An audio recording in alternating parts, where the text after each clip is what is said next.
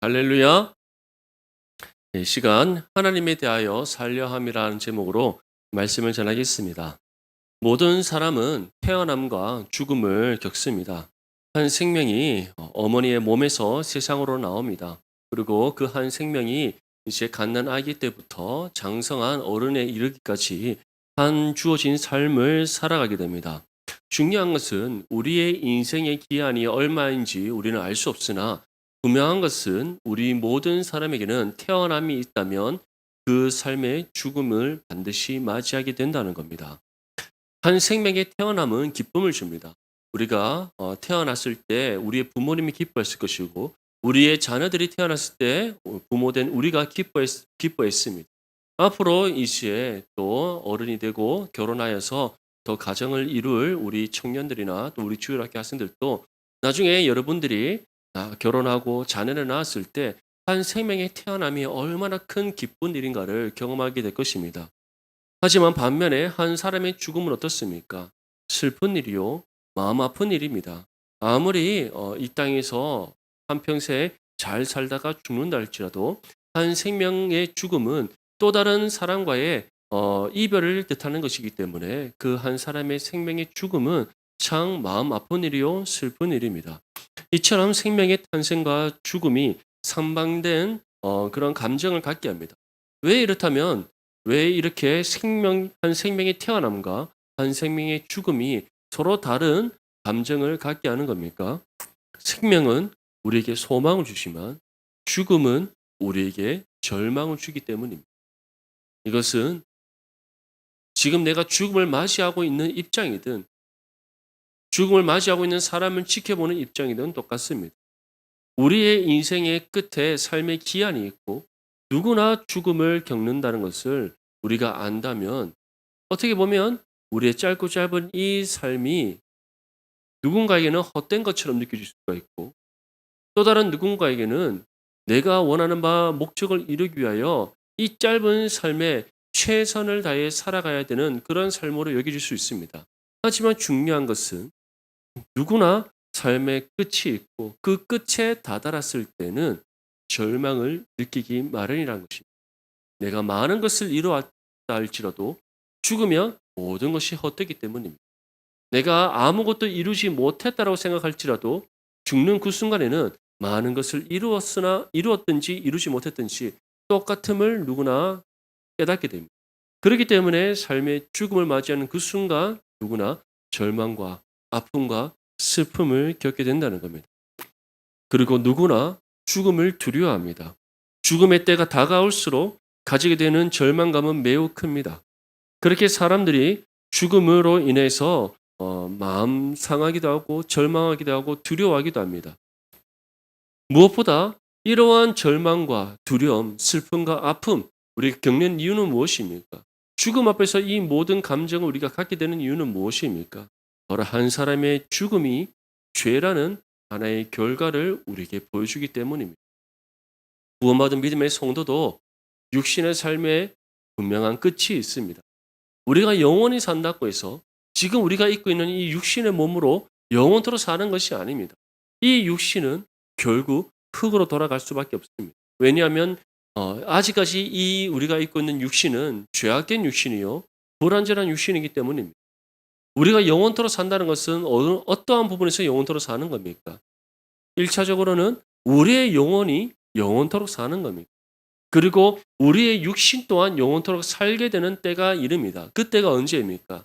주님 다시 이 땅 가운데 오셔서 하나님 나라를 완성하시는 그때입니다.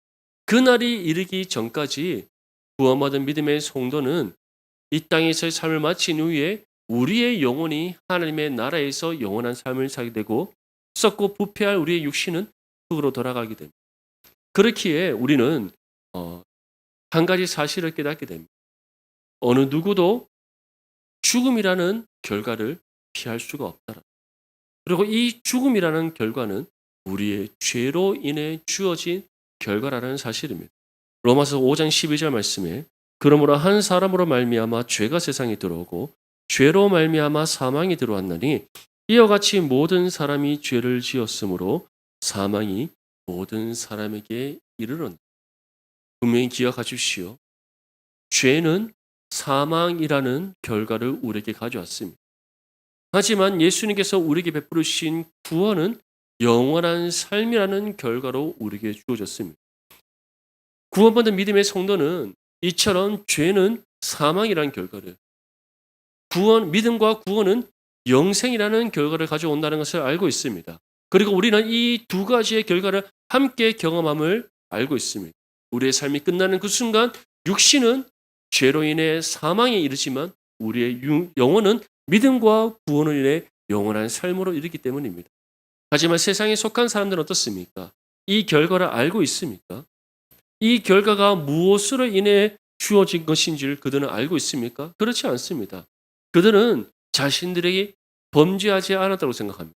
죄가 없다라고 생각합니다. 왜 그렇습니까?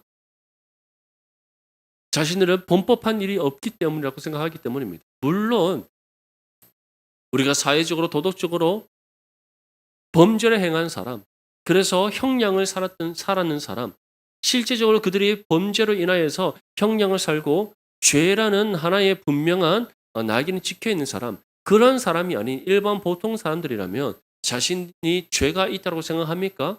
그렇지 않습니다. 나는 일반 사람으로서 준법 정신을 가지고 법을 잘 지켜 살아왔고, 나는 다른 사람한테 피해 준 적 없고, 나는 아름다운 가정을 이루어서 이 땅에서 잘 살았는데 내가 왜 죄인이냐고 묻습니다.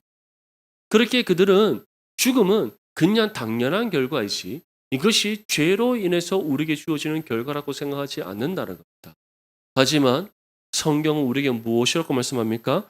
한 사람으로 말미암아 죄가 세상에 들어왔고 죄로 말미암아 사망이 들어왔다. 이와 같이 모든 사람이 죄를 지었으므로 사망이 모든 사람에게 이르렀다.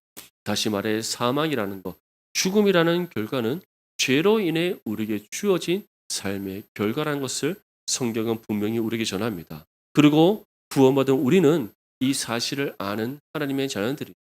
그렇다면 우리는 어떠한 삶을 살아가야 되겠습니까?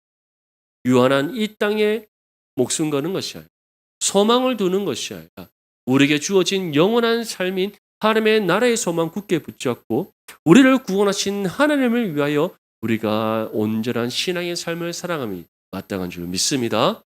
그래서 예수님께서는 썩고 부패하여 없어질, 좀과 동력이 모두 다 없어질, 도둑이 들어 없어질 이 땅의 보물을 쌓지 말고 하늘의 보물을 쌓아라. 거기는 좀과 동력이 들지 않고 도둑이 빼앗지 못한다. 분명히 기억하시고 우리에게 주어진 이 짧고 짧은 이 한 삶을 오직 하나님을 위해 살아가는 저와 여러분들이 될 수 있기를 간절히 소망합니다. 중요한 것은 하나님께서는 세상에 죄를 내버려 두지 않으셨다는 사실입니다. 번지한 아담과 하와가 이제 에덴 동산에서 쫓겨났습니다. 그들이 쫓겨날 때 하나님께서는 한 가지 약속의 말씀을 주셨습니다. 창세기 3장 15절 말씀에 내가 너로 여자와 원수가 되게 하고 내 후손도 여자의 후손과 원수가 되게 하리니 여자의 후손은 내 머리를 상하게 할 것이요 너는 그의 발꿈치를 상하게 할 것이니라 하시고, 이것을 가리켜 우리는 원시 복음이라고 합니다.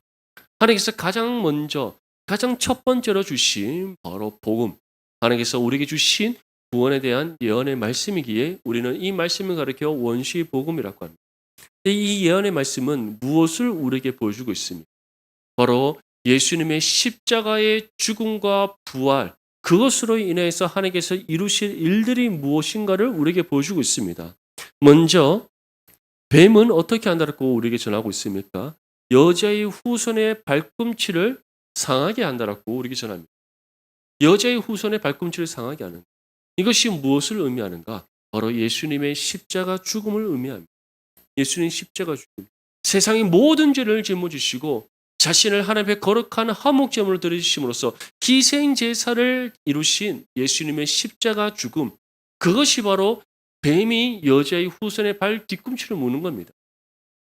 발 뒤꿈치를 뱀이 물었다고 해서 사람이 죽습니까? 물론 독사에 물리면 생명이 위급할 수 있겠지만 아주 작은 짐승이 발 뒤꿈치 문다고 해서 그렇게 크게 상하지 않습니다. 살짝 긁힐 뿐입니다.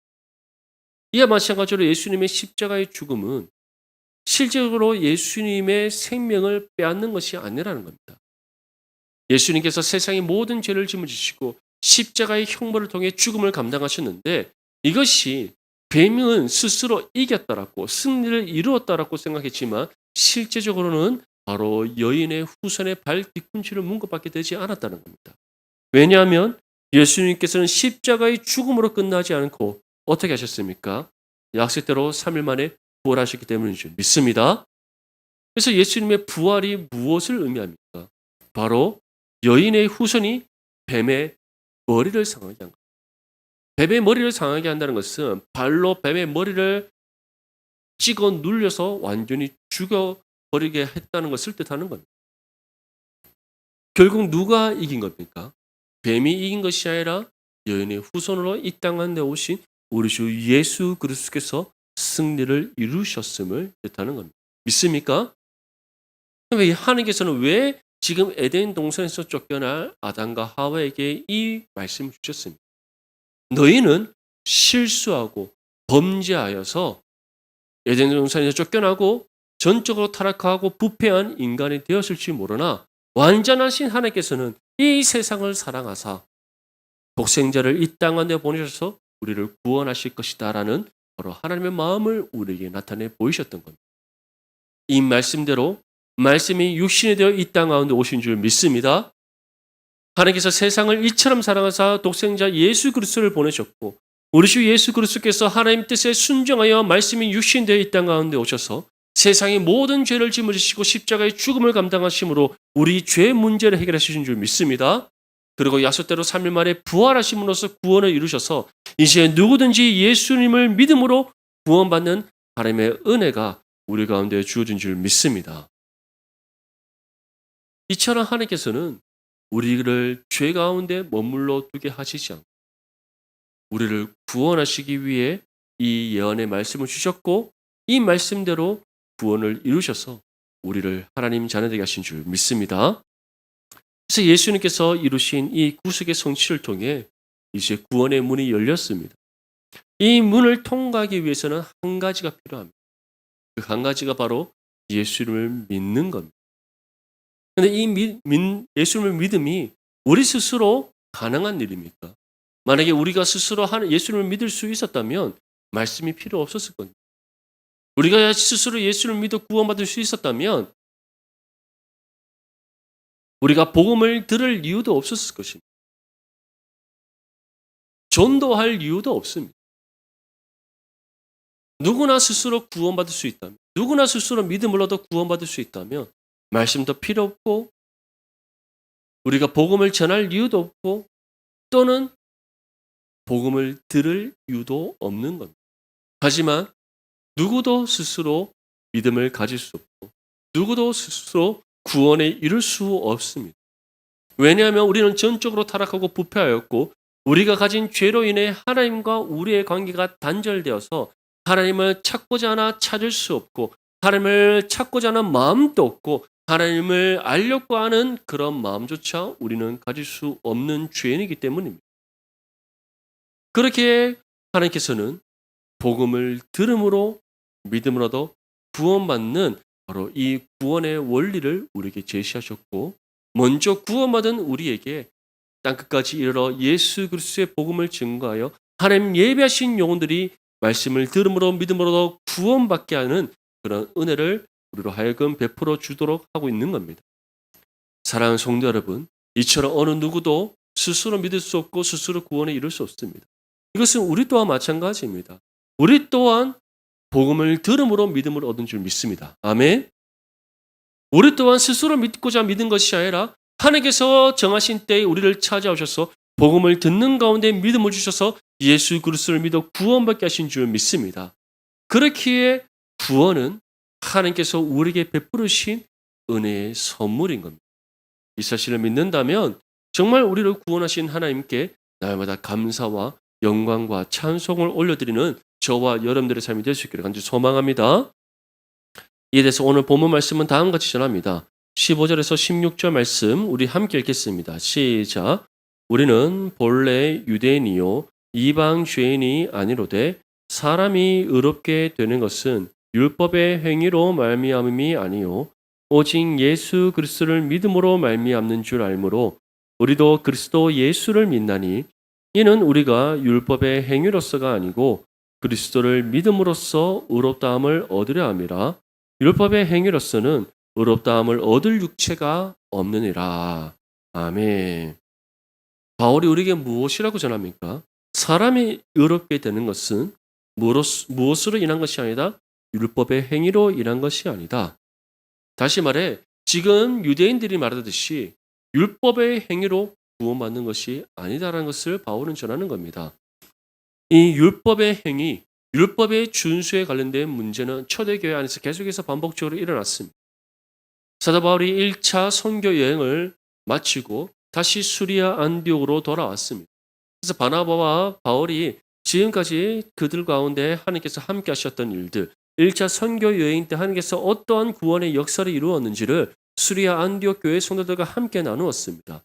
그로 인해서 그 교회 성도들이 함께 기뻐하며 하나님께 감사와 영광과 찬송을 올려드렸습니다. 그러는 가운데 이시에 예루살렘부터 한 유대인들이 수리아 안디옥 교회를 찾아왔습니다. 이들 또한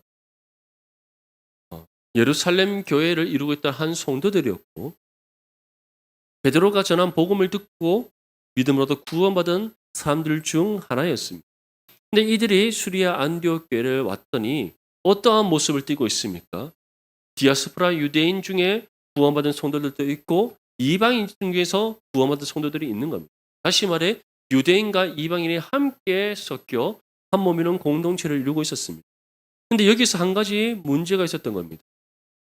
전통 유대인들이라면 그들은 할례를 받았을 겁니다. 그리고 그들이 구원받은 하나님의 자녀인 것과 상관없이 그들은 유대의 전통과 규례를 지켰을 겁니다. 하지만 이방 그리스도인들은 어떻습니까? 그들이 율법을 지킵니까? 지키지 않습니다. 왜냐? 율법은 더 이상 우리의 믿음과 관계가 없기 때문입니다. 그들이 할례를 받습니까? 받지 않습니다. 왜냐? 할례의 준수는 구원과 상관없기 때문입니다. 오직 그들은 말씀의 가르침을 따라서 신앙생활을 할 뿐이지 유대의 전통과 관습에 얽매여서 신앙생활을 하지 않았던 것. 근데 이것이 예루살렘에서 왔는 유대 그리스도인의 눈에 보기에는 문제가 되었던 겁니다. 그래서 바울과 바나바와 이 문제로 인해서 다투게 됩니다. 왜냐? 예루살렘에서 온 유대 그리스도인들은 이들이 할례를 받지 않고 유대의 전통과 관습을 따르지 않기 때문에 구원받았다라고 할 수 없다라고 주장했던 겁니다. 하지만 바울과 바나바는 어떻습니까? 아니다. 유대의 전통과 관습, 그것은 율법도 아니요. 너희들이 만들어낸 그런 유대인의 오랜 전통 가운데 만들어진 하나의 관습과 문화일 뿐이지 이것은 율법도 아니요. 하나님께서 우리에게 주신 지침도 아니다. 그리고 할례의 준수는 더 이상 구원과 상관없다. 구원은 오직 무엇으로 받는다? 믿음으로 받는다. 이 문제로 심히 다투게 됩니다. 그래서 수리아 안디옥 교회 사람들이 이 문제로 여기서 다투지 말고 예루살렘 교회에 있는 사도들에게 가서 이 문제에 대한 답을 얻어와라. 그래서 이 사람들을 보내게 됩니다. 보냈더니 예루살렘 교회 안에서도 어떠한 일이 납니까? 두 분파로 나뉘는 겁니다. 전통 유대인들 중에서 특별히 바리새인이었던 사람 또는 서기관이나 사두개인들 같은 종교 지도자들이었다가 복음을 듣고 회심한 사람들, 이들은 당연히 할례를 준수해야 되고 유대의 전통과 관습을 따라야 된다고 말합니다. 그런데 베드로가 어떻게 말합니까? 아니다.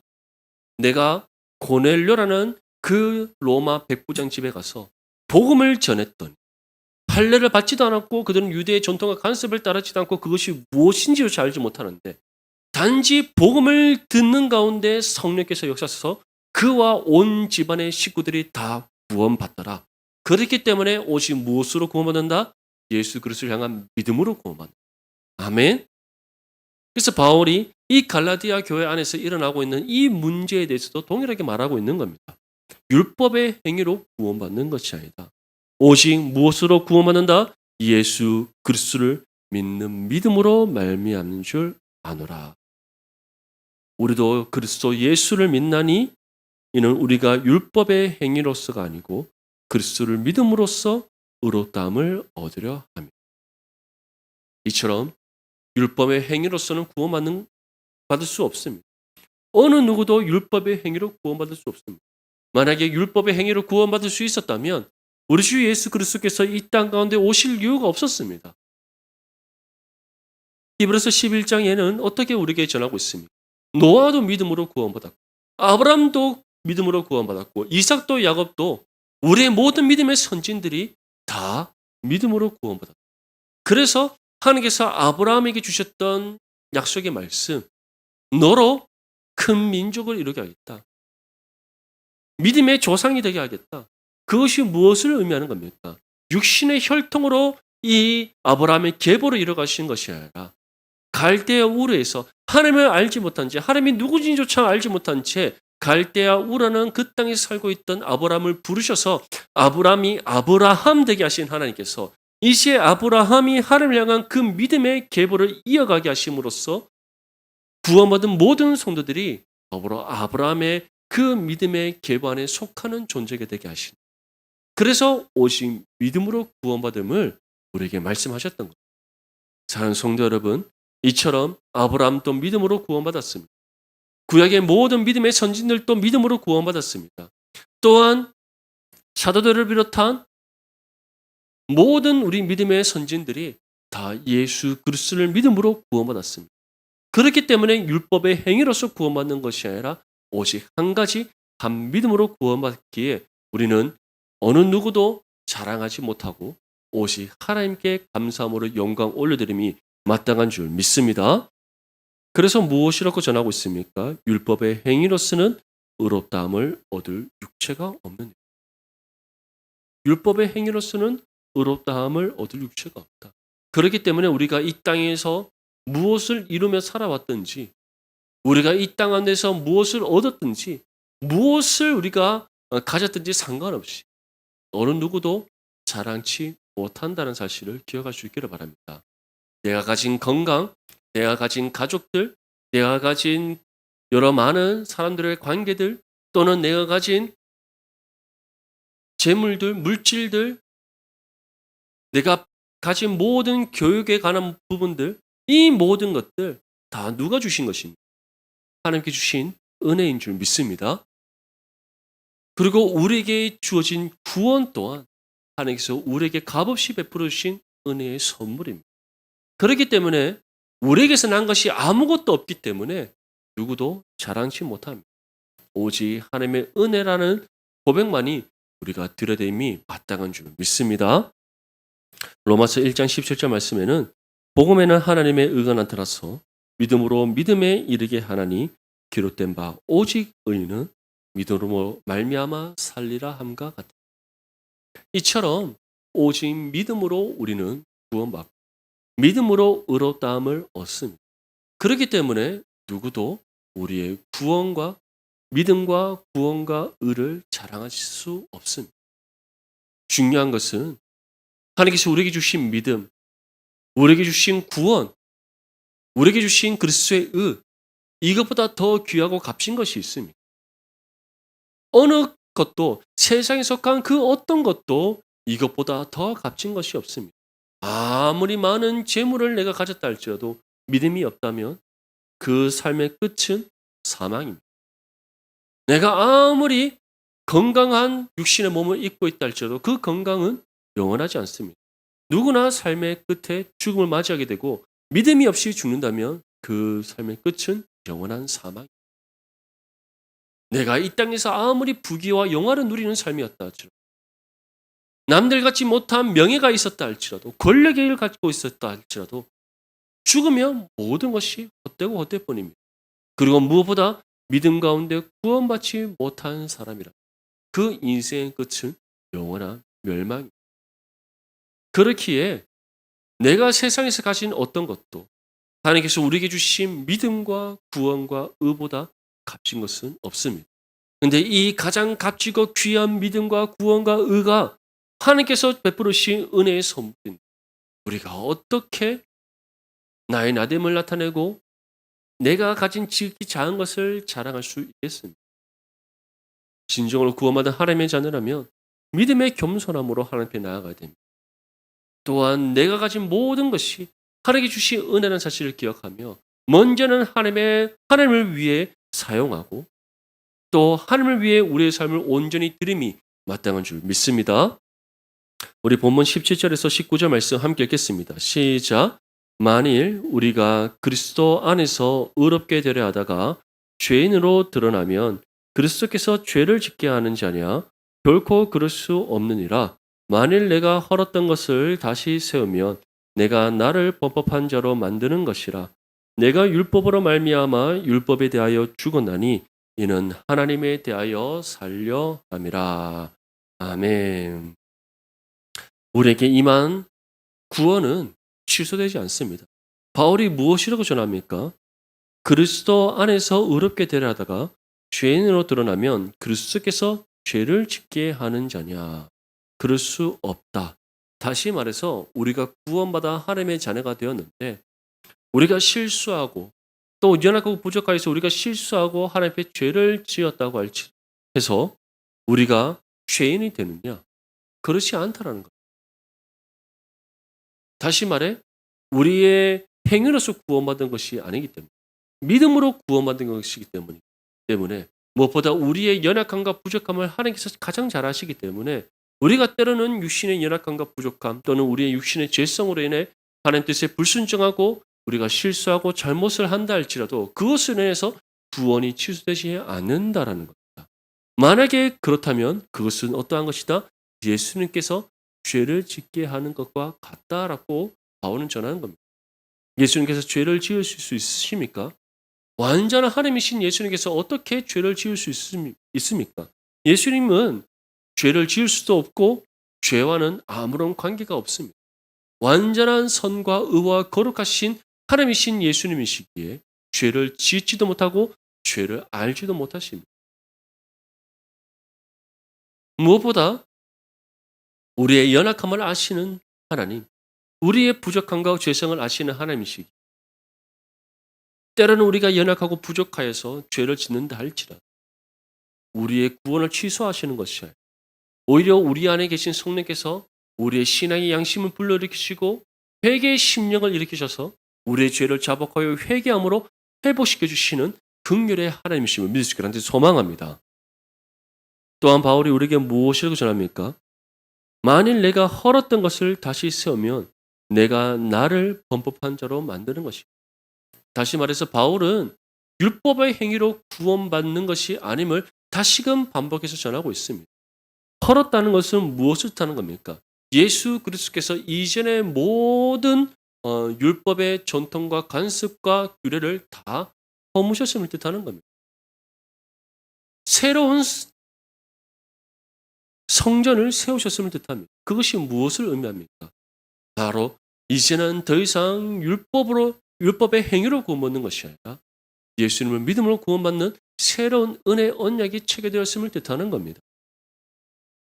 그래서 내가 율법으로 말미암아 율법에 대해서 죽었고 하나님에 대하여 살려 한다라고 바울이 고백하는 겁니다. 사랑하는 성도 여러분, 우리 내당 중보교회도 벌써 한 42년이라는 아주 긴 세월이 지났 1983년에 우리 교회가 세워졌고 벌써 2025년입니다. 이 42년이라는 이 긴 세월 동안에 우리는 우리 나름대로의 전통이 없겠습니다. 우리 나름대로 만든 우리의 전통과 관습이 없겠습니다. 하지만 이 전통과 관습을 앞세우기 시작하면 무엇이 뒤로 밀려나게 됩니다. 바로 하나님의 은혜가 뒤로 밀려나게 되는 겁니다. 하나님의 말씀의 진리가 뒤로 밀려나게 되는 겁니다. 하나님의 말씀으로 교회를 바르게 세워나가고자 하는 것이 아니라 하나님의 말씀 가운데 우리가 하나됨을 이루고자 하는 것이 아니라 말씀 가운데 역사하시는 성령의 은혜를 사모하고 그 은혜 가운데 거룩한 그리스도의 몸된 교회를 세우고자 하는 것이 아니라 나의 나됨을 자랑하기 시작하고 고린도 교회가 우리에게 나타내 보이듯이 서로 앞서기 위하여 분파를 만들어 분쟁을 일으킬 뿐이라는 것을 기억할 수 있기를 바랍니다. 우리 내당 중부교회는 정말 믿음으로 구원받은 하나님의 자녀들이 모인 거룩한 성전으로서 말씀 가운데 든든히 세워져 가는 믿음의 교회가 될 수 있기를 소망합니다. 오직 하나님에 대하여 살기 위하여 더욱더 힘쓰는 믿음의 교회가 될 수 있기를 소망합니다. 그리스도의 사랑으로 서로 사랑하고 먼저 성경을 바꾸지 않은 것이 아니라 먼저 섬기고 서로 긍휼히 여기며 평안을 매는 줄로 성령이 하나 되게 하신 것을 힘써 지키는 믿음의 교회가 될 수 있기를 소망합니다. 그런 교회로 우리가 세워져 나갈 때에 우리 교회를 통해 놀라운 하나님의 은혜의 역사가 이 땅 가운데 이루어질 줄 믿습니다. 이런 믿음의 교회를 함께 세워나기 위하여 정말 믿음 가운데 하나됨을 이루고 말씀의 진리로 든든히 세워져가는 거룩한 믿음의 교회가 될 수 있기를 주님의 이름으로 축복합니다.